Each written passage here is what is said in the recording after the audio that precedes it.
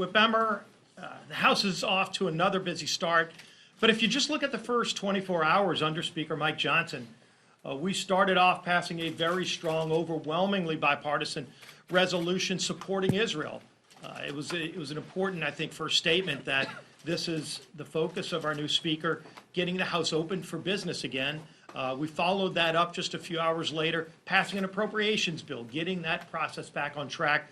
Because now, if you look at last night's action, coming in, passing more pro-Israel resolutions, as well as passing yet another appropriations bill yesterday, two more teed up this week.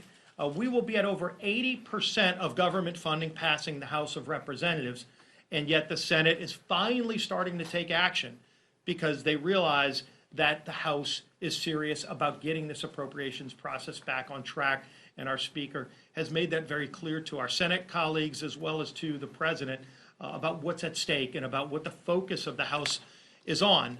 If you look at today, really important pieces of legislation that we have, not just the appropriations process, but supporting Israel. Of course, we have a critical piece of the funding structure for Israel, bringing the bill to make sure that Israel has the tools it needs to fight and defeat Hamas, whether it's replenishing Iron Dome, some of the other strategic weapons systems that their leadership has asked our administration for. These are things that have gone through a very strict vetting process. We've been working with the leadership of Israel as well to make sure that in a very targeted package, we're going to pass a bill, hopefully very bipartisan, that gives Israel the funding that they need to continue to make sure they can defend themselves from these vicious attacks that Whip Emmer described. We've all seen the horrid details.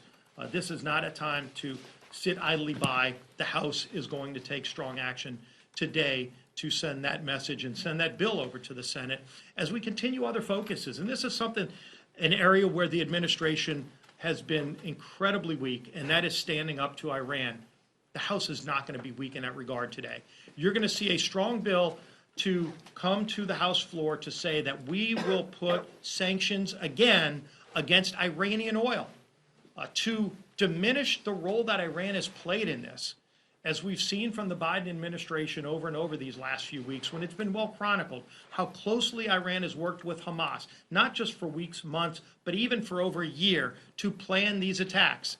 It's not just the planning and the coordination, but the funding primarily comes from Iran. And yet last year alone, Iran, by most estimates, made about $80 billion selling their oil on world markets because Joe Biden dropped sanctions that used to be in place.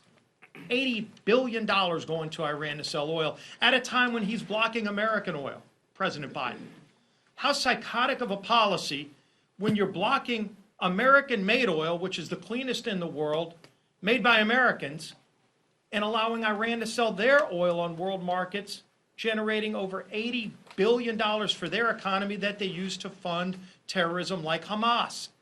And so the House will bring a bill today to reimpose strong sanctions so Iran cannot sell their oil on world markets, sending a message all around the globe that you don't need to go buy Iranian oil. You don't need to put money into the hands of the largest state sponsor of terrorism.